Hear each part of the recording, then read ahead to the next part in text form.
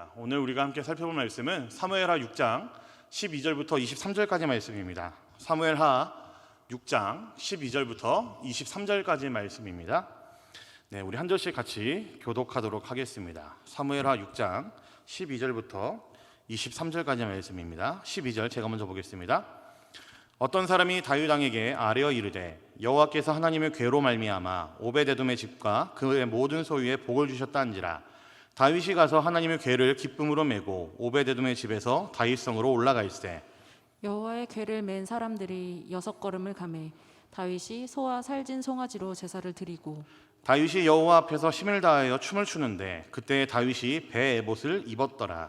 다윗과 온 이스라엘 족속이 즐거이 환호하며 나팔을 불고 여호와의 궤를 메어오니라. 여호와의 궤가 다윗성으로 들어올 때에 사울의 딸 미갈이 창으로 내다보다가 다윗 왕이 여호와 앞에서 뛰놀며 춤추는 것을 보고 심중에 그를 업신여기니라. 여호와의 궤를 메고 들어가서 다윗이 그것을 위하여 친 장막 가운데 그 준비한 자리에 그것을 두매 다윗이 번제와 화목제를 여호와 앞에 드리니라. 다윗이 번제와 화목제 드리기를 마치고 만군의 여호와의 이름으로 백성에게 축복하고 모든 백성 곧 이스라엘 무리에게 남녀를 막론하고 떡 한 개와 고기 한 조각과 건포도 떡 한 덩이씩 나누어 주매 모든 백성이 각기 집으로 돌아가니라. 다윗이 자기의 가족에게 축복하러 돌아오매 사울의 딸 미갈이 나와서 다윗을 맞으며 이르되 이스라엘 왕이 오늘 어떻게 영화로우신지 방탕한 자가 염치 없이 자기의 몸을 드러내는 것처럼 오늘 그의 신복의 계집종의 눈앞에서 몸을 드러내셨도다 하니 다윗이 미갈에게 이르되 이는 여호와 앞에서 한 것이니라. 그가 내 아버지와 그의 온 집을 버리시고 나를 택하사 나를 여호와의 백성 이스라엘의 주권자로 삼으셨으니 내가 여호와 앞에서 뛰놀리라. 내가 이보다 더 낮아져서 스스로 천하게 보일지라도 내가 말한 바 계집종에게는 내가 높임을 받으리라 한지라. 그러므로 사울의 딸 미갈이 죽는 날까지 그에게 자식이 없으리라. 아멘. 네, 사회적 거리두기가 2년여 만에 드디어 해제가 되었죠. 사회적 거리두기를 시작할 때부터 많은 이야기들이 있었습니다. 뭐 다른 국민들도 그랬겠지만 아마 우리 성도님들에게도 우리 청년들에게도 굉장히 특별한 경험이었을 것이고 혹은 또는 다시는 하고 싶지 않은 경험이 아닐까 싶습니다. 이 코로나 시기를 우리가 지나면서 한 가지 분명해진 것이 있죠. 우리 그리스도인들은 코로나가 전파될 것을 우려하여서 이웃을 섬기기 위해 굳이 예배당에 나와서 모여서 예배하는 일은 다들 많이들 자제를 했습니다. 하지만 그럼에도 우리가 예배를 거듭할수록 분명하게 깨닫는 것은 시간과 공간을 초월하신 우리 하나님께서는 그 하나님의 임재를 우리가 어느 곳에 있든지 경험하게 하신다라는 사실이죠. 그것이 온라인으로 예배를 드리건 혹은 어떤 다른 형태의 모습의 예배를 드리건 간에 우리는 이 코로나 시기를 거치면서 우리의 하나님은 참으로 온 세상의 하나님이시고 그리고 시간과 공간을 초월하신 참으로 하나님이라는 사실을 아마 다들 많이 경험하셨으리라 생각을 합니다. 물론 온라인으로 예배드리는 것이 개인의 신앙에 더 맞는 사람도 분명히 있으리라 생각을 해요. 하지만 그럼에도 이곳에 모인 많은 다수들은 그런 예배를 통해서도 채워지지 않는 그런 것을 분명히 느꼈으리라 생각을 합니다. 그래서 오늘은 우리가 함께 예배에 대해서 이야기를 좀 해보려고 합니다. 이제는 다시 예전처럼 모여서 찬양하며 예배할 수 있는 그런 분위기가 만들어졌고 이제 얼마든지 우리는 모일 수가 있게 되었습니다. 아까 제가 광고 때는 말씀을 못 드렸지만 지금 좌석에 붙어있는 스티커와는 이제 상관없이 이제는 자리 구분 없이 앉으셔도 되고요. 이제 저에게 좀 더 다가오셔서 앉으셔도 됩니다. 제가 침이 그렇게 많이 튀기지 않으니까요. 더 앞에 나오셔서 앉아서 예배를 드려도 이제는 괜찮습니다. 이렇게 예배의 모습들이 회복되어 가고 우리의 일상들이 회복되어 가는 와중에 우리가 드려야 되는 예배가 얼마나 소중한지 그리고 이 예배 가운데 나아가는 우리의 마음과 태도 그리고 우리의 자세가 어떻게 예배의 자리로 나아가야 되는지를 다시 한번 좀 생각해보는 시간이 되면 좋겠습니다. 한 2년은 우리가 조금 더 자유로운 방법으로 예배를 드렸기 때문에 이제는 모여서 예배를 드리는 그런 분위기로 다시 한번 만들어져 간다고 한다면은 우리가 지금은 한 번쯤 생각해보고 다시 한번 이야기를 해볼 때가 아닐까 싶습니다. 우리 사랑하는 청년들, 우리 성도님들, 코로나 시기에 여러분들은 참 예배자로 혹시 사셨습니까? 예배의 은혜를 경험했느냐 안 했느냐의 문제는 아마 저는 이거에 대한 아주 분명한 그 이유는 나의 태도의 문제에 있지 않을까 생각을 합니다. 방금 전에도 이야기했던 것처럼 예배를 받으시기 합당한 영광스러운 우리의 삼위 하나님은 시간과 공간을 초월해서 언제나 임재하시는 하나님이시죠. 우리의 예배의 주인은 바로 그 하나님이신데 그분이 동일하시고 우리에게 그 예배의 은총을 어김없이 끊임없이 부어주시는 분이신데 그런데도 불구하고 예배 은혜를 누리느냐 못 누리느냐의 문제는 하나님의 문제가 아니고 그 예배에 참석하는 우리의 자세에 달려있다라고 저는 생각합니다. 그래서 저는 이 예배의 태도에 따라서 성도들을, 예배에 나와 있는 성도들을, 그리고 우리 회중들을 저는 이렇게 구분하기를 원합니다. 예배자 그리고 혹은 구경꾼으로 한번 나눠보면 어떨까 싶습니다. 지금 이 자리에 앉아 계신 우리 성도님들, 청년들은 어떠십니까? 여러분들은 예배자이십니까? 아니면 구경꾼으로 앉아 계십니까? 우리는 무수히 많은 예배를 드리고 있고 드리기를 원하지만 사실 예배자의 모습보다도 구경꾼의 모습을 갖고 있을 때가 종종 있음을 아마 다들 발견하시리라 생각을 합니다. 오늘 우리가 읽은 이 말씀에서는 예배의 구경꾼이었던 사람이 한 사람이 등장을 합니다. 그 사람의 이름은 미갈이라는 여자입니다. 그녀는 철저히 예배의 구경꾼이었었고 관객이었었기 때문에 예배의 기쁨을 크게 누리지 못했던 사람이었습니다. 하지만 그녀와 정반대의 위치에 있던 사람도 있습니다. 그 사람의 이름은 바로 다윗입니다. 오늘 말씀을 통해 우리가 이야기하기로 다윗을 이야기할 때 이 정의가 가장 맞지 않을까 싶습니다. 다윗은 예배자였습니다. 구경꾼이 아니라 다윗은 철저하게 예배 자리에 나왔던 사람이었고 그의 그 순간을 하나님의 임재 앞으로 바르게 반응하며 나아가는 예배자의 모습으로 존재했던 것이 바로 다윗이었습니다. 오늘은 예배자와 구경꾼 그리고 다윗과 미갈의 모습을 비교하면서 우리가 가져야 될 예배의 모습이 무엇인지를 짧은 시간이지만 함께 살펴보려고 합니다. 오늘 말씀의 이해를 위해서 말씀의 배경을 잠시 이야기하고 가야 될 필요가 있습니다. 이스라엘이라는 민족, 이스라엘이라는 나라에게 있어서 가장 중요한 것이 한 가지가 있었습니다. 그것이 무엇이었냐면은 바로 언약궤였었죠. 언약궤는 하나님의 임재의 상징이었습니다. 언약궤가 있는 곳은 하나님의 임재가 있는 곳이었거든요. 그래서 이스라엘 백성들이 광야 생활을 할 때에 이들은 항상 이동을 해야 됐었습니다. 그런데 이들의 무리 앞에서 이 이스라엘 무리들을 가장 먼저 이끌고 갔던 그 첫 번째 선두는 바로 언약궤였었습니다. 그냥 우후죽순 움직일 수 없지 않겠습니까? 뭔가 규칙이 있어야 되고 순서가 있어야 되고 그들의 나름의 규율이 있어야 됐습니다. 그래서 이스라엘 백성들은 광야 생활을 하는 와중에도 그 많은 인원들이 효과적으로 탁월하게 움직이기 위해서 그들이 순서를 정했었는데 그들 무리에 행진할 때 가장 앞에서 그들이 이끌고 왔던 것은 바로 언약궤였었습니다. 그들의 행군의 가장 선두에는 언약궤가 있었고 언약궤가 가는 곳까지 이스라엘 백성들은 진군을 했습니다. 마치 그 광야의 이스라엘 모습을 본다고 한다면은 아마 이런 그림이 더 이해하기 쉬울 거라 생각을 합니다. 많은 사람들이 이렇게 우르르 몰려가고 있는 그 와중에 그 제일 앞에는 언약궤 하나만 이제 따라가고 걸어가고 있는 중이고요. 그 뒤에는 많은 무리들이 그 언약궤만 쫄쫄쫄쫄쫄 따라가는 모습이라고 생각하시면은 아마 더 이해하기가 편하지 않을까 싶습니다. 그리고 언약궤가 멈추면은 이스라엘 백성들은 이제 그곳에서 성막을 짓고 이제 이주 생활을 시작을 했습니다.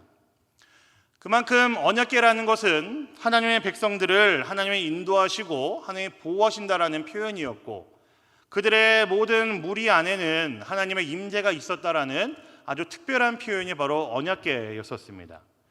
그래서 이스라엘 백성들은 성막을 세울 때에도 그 성막의 가장 깊숙한 곳에다가 지성소를 세우고 그 안에다가 언약궤를 안치를 해놨습니다. 그리고 그들은 오가면서 그 지성소를 보고 그리고 그 안에 언약궤가 있음을 확인하면서 그들은 그들의 무리 가운데에 하나님의 임재가 있다는 것을 그들은 눈으로 확인을 했었죠. 낮에는 구름 기둥, 밤에는 불 기둥으로 그들의 성막 위에 하나님께서 머무시면서 그리고 이스라엘 백성들을 지키시면서 그들은 하나님의 임재가 그들 안에 분명히 있다는 사실을 생생하게 눈으로 바라봤고 경험을 했던 사람들이었습니다. 무엇보다도 언약궤가 있는 지성소 자체가 1년에 한 번 대속제일, 욤 키푸르라고 하는 그 대속제일에 대제사장만 들어가는 하나님의 임재 현장이었습니다. 이것이 바로 이스라엘 백성들에게 있어서 언약궤가 상징하는 것입니다. 하나님의 임재의 상징이고요, 언약궤가 있음으로써 이스라엘 백성들의 그 모든 정체성이 완성이 됩니다. 우리는 하나님의 백성이다, 하나님의 임재가 우리 안에 있으니까 우리는 정말로 하나님의 선택받은 백성이다 라는 그들의 정체성의 완성은 바로 이 언약궤를 통해서 그들은 확인하고 또 확인했다라는 것이죠. 그런데 이 언약궤를 이스라엘 백성들이 뺏겼습니다. 이스라엘이 제대로 된 나라의 형태를 갖추기 전에 엘리라는 사사의 두 아들 홈리와 비느하스의 시기에 블레셋이라는 나라와 전쟁하다가 이 언약궤를 빼앗겼습니다. 이유는 간단합니다. 그들은 하나님의 임재의 상징인 언약궤를 부적 취급했기 때문에 그렇습니다. 그들의 복의 상징으로 여겼었고, 이 언약궤가 있어야지, 이것을 끌고 나가야지 그들은 전쟁에서 이긴다라고 생각하면서 그것을 마치 부적처럼 여겼기 때문에 그들은 언약궤를 빼앗겼죠. 하나님께서는 이스라엘 이 행위를 그냥 두시지 않았습니다. 그래서 하나님께서는 언약궤를 빼앗아다 블레셋에게 넘기신 것이죠.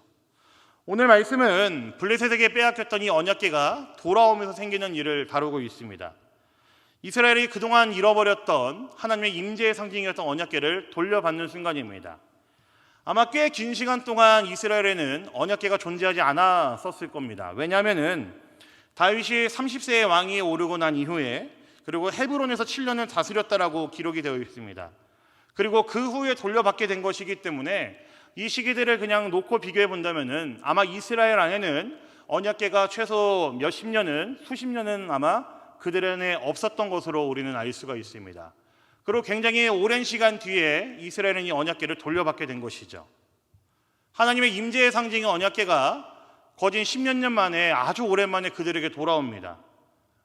이들에게는 굉장히 가슴이 두근거리는 순간이었을 것이고, 온 나라가 함께 이것을 보면서 확인하면서 기뻐해야 되는 순간이었습니다. 이 언약궤가 다시 돌아올 때 다윗의 모습을 한번 보시죠. 오늘 말씀 12절입니다. 우리 12절 말씀 같이 함께 보겠습니다. 보겠습니다. 시작. 어떤 사람이 다윗 왕에게 아뢰어 이르되 여호와께서 하나님의 궤로 말미암아 오베데돔의 집과 그의 모든 소유에 복을 주셨다 한지라. 다윗이 가서 하나님의 궤를 기쁨으로 메고 오베데돔의 집에서 다윗성으로 올라가 있세. 우리 이어서 14절과 15절 말씀도 보겠습니다. 이어서 보겠습니다. 시작. 다윗이 여호와 앞에서 힘을 다하여 춤을 추는데 그때 다윗이 배에 에봇을 입었더라. 다윗과 온 이스라엘 족속이 즐거이 환호하며 나팔을 불고 여호와의 궤를 메어오니라. 자, 언약궤가 돌아올 때 다윗의 모습이 어떠했다라고 기록하고 있습니까? 12절에 보면 기뻐했다라고 기록이 되어 있고요, 14절에서는 힘을 다했다라고 기록이 되어 있습니다. 그리고 15절에서는 즐거이 환호했다라고 기록이 되어 있습니다. 언약궤가 돌아온다는 것에 대한 다윗의 아주 솔직한 반응이었습니다. 그는 기뻐했었고 힘을 다해서 춤을 추며 즐거워했었고 그리고 즐거이 환호했었습니다. 우리 이곳에 모인 청년들은, 우리 성도님들은 예배가 무엇이라고 생각을 하십니까? 여러분들이 생각하는 예배가 도대체 무엇입니까? 주일날 하루 나와서 1시간에서 1시간 반 정도 시간을 들여서 찬양을 하고 기도하고 말씀을 보는 것, 아마 이 정도로 생각을 하신다고 한다면 그건 굉장히 큰 오해입니다. 예배라고 얘기할 때 우리가 얘기할 수 있는 이 예배의 개념은 저는 이것이 맞지 않을까 싶습니다. 하나님의 임재가 분명히 있고 그 하나님의 임재에 반응하는 것, 이것이 바로 우리의 예배여야 되죠. 하나님의 임재 앞에, 하나님의 그 살아계심 앞에 하나님의 백성된 우리들의 올바른 반응이 저는 예배입니다. 그 안에 찬양의 형태로, 기도의 형태로, 말씀을 듣고 함께 모여서 찬양하며 기도하는 이런 형태로도 분명히 우리는 예배를 드리지만, 그보다 더 본질적이고 그 안에 기저에 깔려있는 예배의 개념은 하나님의 임재, 하나님의 살아계심 앞에 하나님의 백성된 우리들의 올바른 반응이 예배입니다. 그렇기 때문에 하나님의 임재의 상징인 언약궤가 돌아왔을 때에, 하나님의 궤가 돌아왔을 때에 지금 다윗의 이 모습은 예배로 봐도 틀리지가 않습니다. 그냥 하나님의 임재 앞에 즐거이 환호할 수밖에 없었고, 즐거이 기뻐할 수밖에 없었고, 심지어 이것이 더 나아가서 춤을 출 수밖에 없었습니다. 하나님의 임재 앞에 다윗은 기뻐했었고 감사했었고 즐거워했었습니다. 하나님이 함께 하신다는 것에 대한 그의 아주 정당한 반응이었죠. 하나님이 우리와 함께 하신다, 하나님의 임재가 우리 안에 있다라는 것에 대한 다윗의 반응은 바로 이러했습니다. 그리고 언약궤가 돌아온다는 사실 때문에 다윗은 축제를 벌였죠. 그리고 온 힘을 다해서 언약궤가 지나가는 길을 따라가면서 덩실덩실 춤을 추면서 그는 그 기쁨을 온몸으로 표현을 했습니다. 그래서 다윗의 이 모습을 보면은 우리는 한 단어로 정의가 가능합니다. 무엇이죠? 예배자입니다. 우리가 오늘 말씀으로 확인하고 있는 것은 임재하시는 그 하나님을 생각하며 덩실덩실 춤을 출 수밖에 없었던, 하나님을 기뻐하는 예배자였던 다윗의 모습입니다. 지금 여러분들의 예배의 모습은 어떠십니까? 그렇다고 지금 일어나서 춤을 추라는 이야기는 아니고요. 여러분들은 예배를 드리실 때에, 예배자로 나오실 때에 이런 기쁨과 즐거움으로 나오십니까? 여러분들은 참으로 예배자라는 그 태도와 자세를 가지고 나의 예배자됨을 기억하시면서 이 자리로 나오십니까?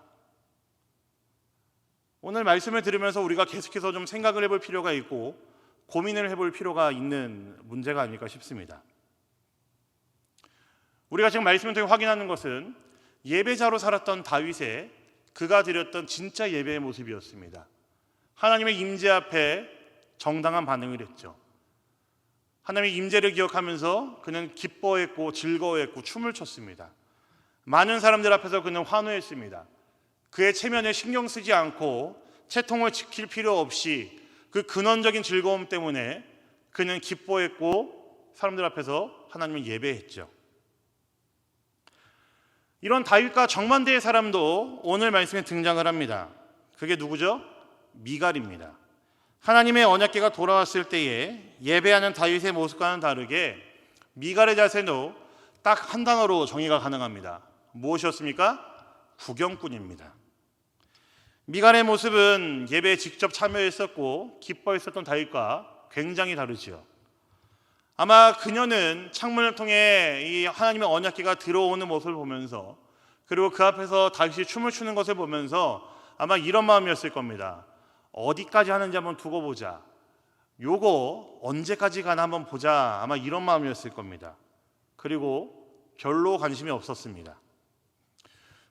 구경꾼이었던 미갈이 예배자였던 다윗에게 이렇게 평가를 내립니다. 우리 20절 말씀 한번 볼까요? 20절입니다.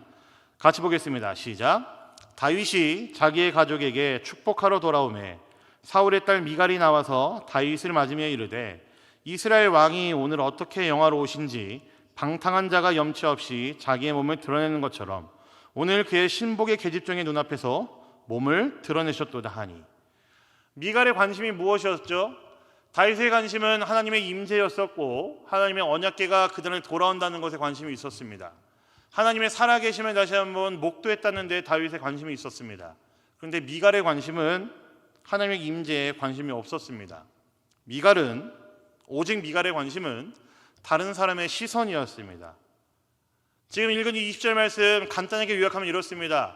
부하들이 너를 어떻게 생각하는지 한번 봐라 라는 이야기입니다. 미갈의 관심은요, 하나님의 임재가 아니고요, 주변 사람들의 시선이었고 주변 사람들의 이야기거리였었죠.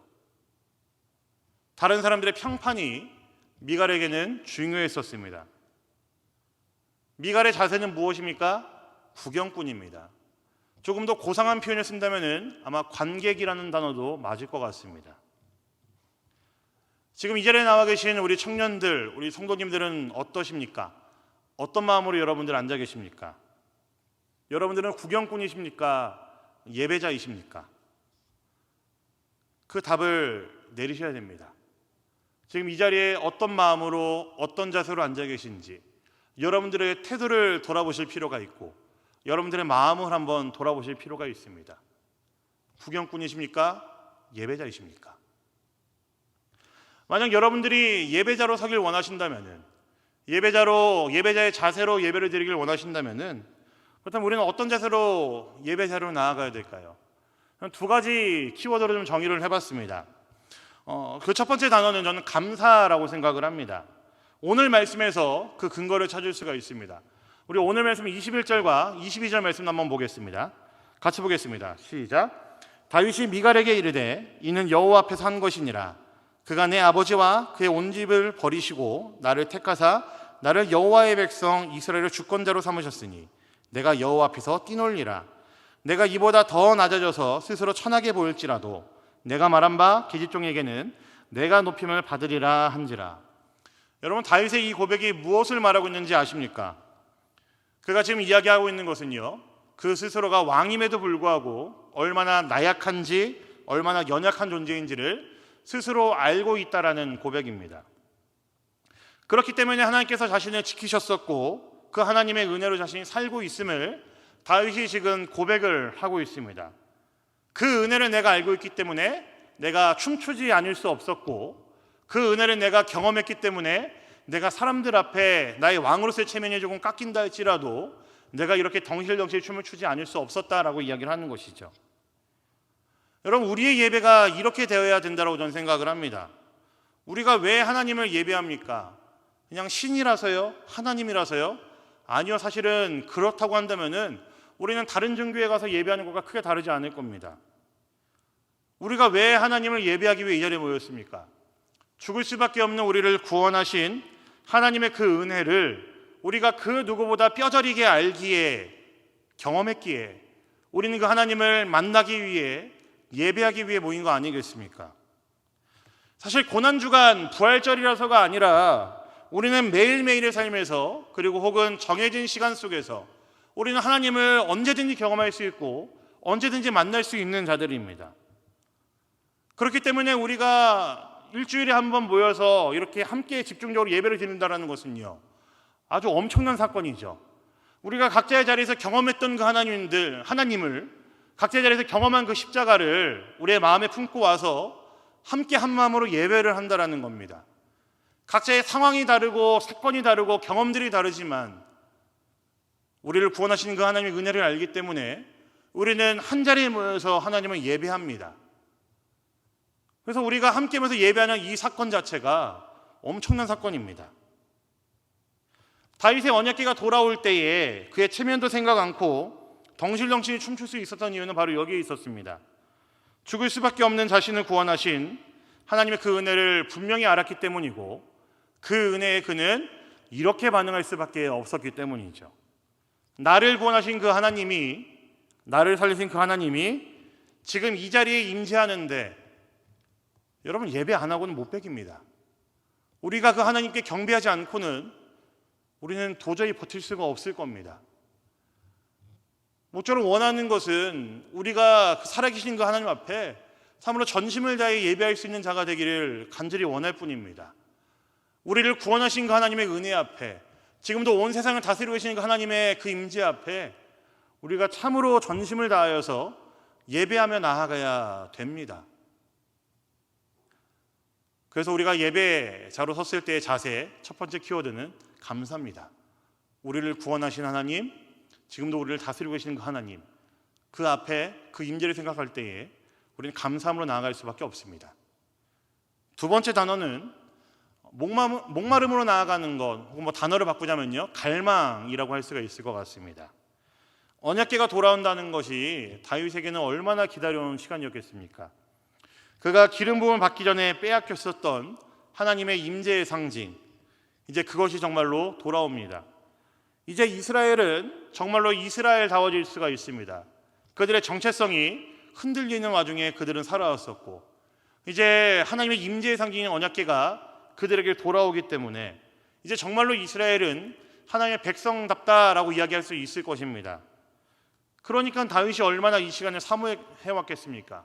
얼마나 기다려왔을까요? 그가 이 시간을 얼마나 기다렸었는지 시편 42편 말씀 보시면은 다윗이 이렇게 기록을 해놨습니다. 시편 42편 1절과 2절 말씀 보도록 하겠습니다. 우리 같이 보겠습니다. 1절과 2절 보겠습니다. 시작. 하나님이여, 사슴이 시냇물을 찾기에 갈급함같이 내 영혼이 주를 찾기에 갈급하니이다. 내 영혼이 하나님 곧 살아계시는 갈망하나니 내가 어느 때에 나아가서 하나님의 얼굴을 배울까. 다윗의 마음입니다. 여러분들 혹시 집에서 쉬고 계시면은 예배가 기다려지실 때가 있으십니까? 뭐 토요일이라든지 혹은 뭐 평소에 집에 계실 때에 주일날 함께 우리 박정희 전사님의 찬양 인도와 함께 우리가 함께 모여서 찬양하고 기도할 수 있고 예배할 수 있다는 이 시간이 혹시나 기다려지십니까? 어떻게든 예배를 드리러 가고 싶어서 엉덩이가 혹시 들썩들썩 거리시는 경험을 해보신 적 있으십니까? 네, 뭐 이 정도 나이가 되시면 뭐 그 정도 경험은 없으시겠죠? 네. 근데 좀 제가 생각하는 것은요, 여러분 우리가 예배를 드리러 가기 위해서 좀 몸이 좀 달아올라야지 정상이고 집에 있으면 좀 어떻게든 예배 드리러 가는 그 시간이 기다려져서 엉덩이가 좀 들썩들썩거려야지 정상 아니겠습니까? 우리가 모여서 예배한다는 이 사실이 그저 친목회가 아닌 이상, 우리가 적어도 이제 로터리 클럽처럼 모여서 교제하는 그런 시간이 아닌 이상, 하나님의 임재가 있고 우리를 구원하신 그 하나님께서 우리를 기다리신다는 자각이 있다면은 우리는 이 시간을 어떻게 기다려야 되겠고 어떤 마음으로 이 시간 임해야 되겠습니까? 다윗이 하나님 앞에 나아갈 때 가졌던 마음이 첫 번째는 감사였고요, 두 번째는 바로 이 갈망이었습니다. 너무너무 타는 듯한 목마름 때문에 그는 참을 수가 없었고, 그래서 하나님의 임재를 눈으로 경험한 순간 다윗은 춤출 수밖에 없었습니다. 그 앞에 자신의 모든 체면을 내려놓고 하나님 앞에 기쁨으로 나아갈 수밖에 없었다는 것이죠. 우리 2월 달에 그 이지웅 목사님을 모시고 그 말씀 사경회를 진행을 했었잖아요.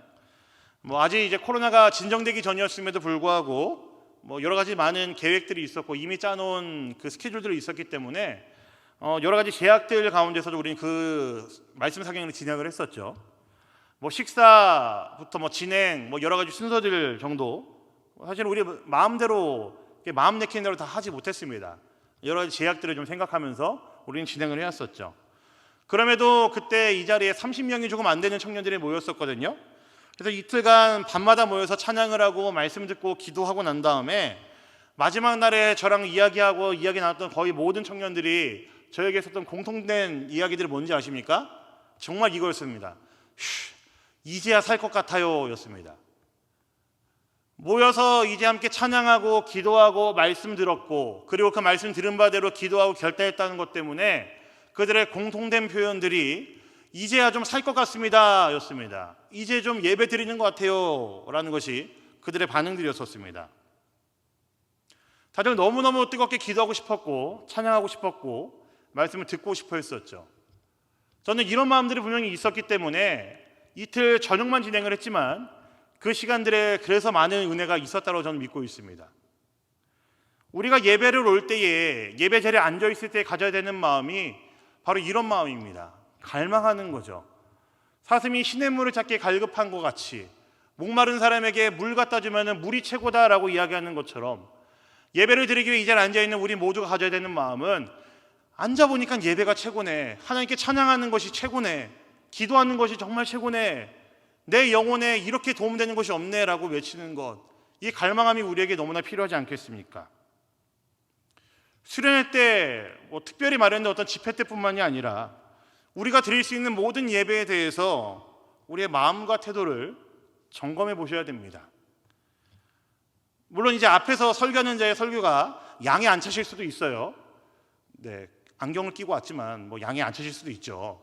네, 설교자를 보면 그럴 수도 있지만 우리가 예배의 주인이신 그 하나님을 생각한다면은 그 은혜를 우리가 예배한 그 은혜를 얼마든지 경험할 수 있다고 생각한다면은 우리는 정말 갈망하는 마음으로 이 자리에 서 있어야 됩니다. 예배가 뭐 다 거기서 거기지 뭐 이런 미적지근한 마음이라고 한다면요, 여러분 당장 회개하셔야 됩니다. 하나님께서는 예배를 없이 여기는 자를 분명히 용서하지 않으실 겁니다. 아무런 감격 없이 이 자리에 나와 계신다면요, 정말로 큰 잘못입니다. 우리 청년들은 어떤 마음으로 이 자리에 앉아 계십니까? 여러분은 예배를 통해 우리에게 부어주실 그 은혜들을 정말 참으로 기대하고 계십니까? 그 은혜를 갈망하고 계십니까?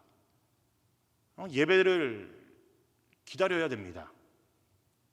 예배가 기다려져야 되죠. 예배를 갈망하셔야 됩니다.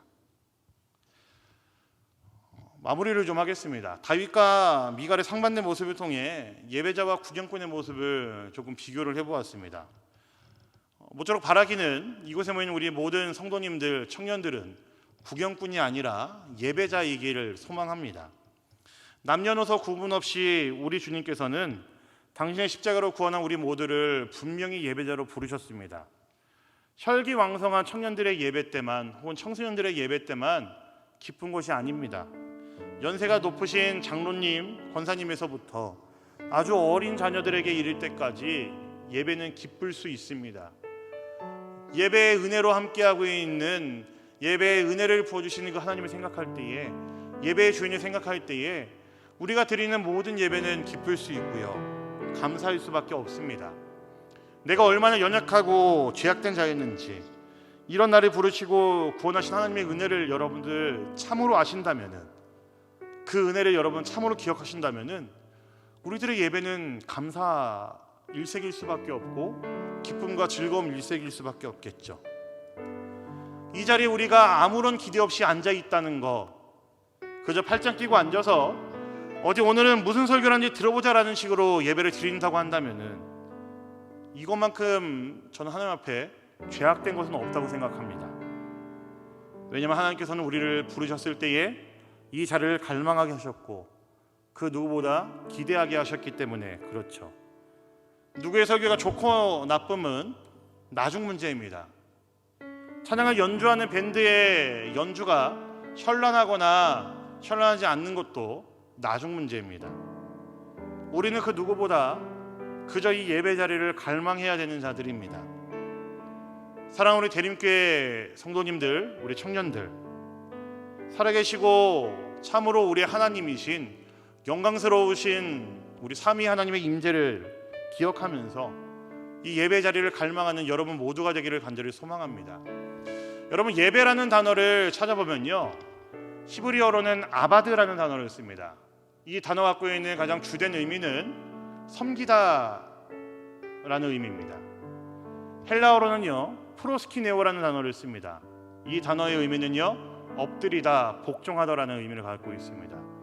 그러니까 예배라는 단어, 우리는 편하게 와서 찬양하고 하나님 임재에 반응한다라고 생각을 하는데, 그 하나님의 임재에 반응하는 가장 주된 표현이 우리가 하나님을 섬기는 것, 하나님 앞에 엎드리는 것이라고 성경은 표현한다는 말이죠. 우리를 구원하신 하나님의 은혜를 여러분 기억하신다면은 우리는 아바드의 예배, 프로스키네오의 예배 분명히 드릴 수 있습니다. 우리에게 가득 부어주시길 원하시는 그 예배의 주인이신 하나님의 임재를 기대하신다면 우리는 얼마든지 하나님의 은혜를 갈망하시면서 이 자리에 나와 있을 수 있는 자들입니다. 우리의 그 하나님을 기대하시면서 매일매일 예배의 자리를, 물론 우리의 매일의 삶을 예배로 바꿔가는 건 필요하지만 우리가 이렇게 모여서 드리는 예배도 소중하기에 이 예배의 시간을 갈망하고 기쁨으로 나와서 함께 예배할 수 있는 사랑하는 모든 청년들 되시기를 우리 주님의 이름으로 간절히 부탁드립니다. 아멘. 우리 말씀 기억하면서 함께 찬양하면 좋겠습니다.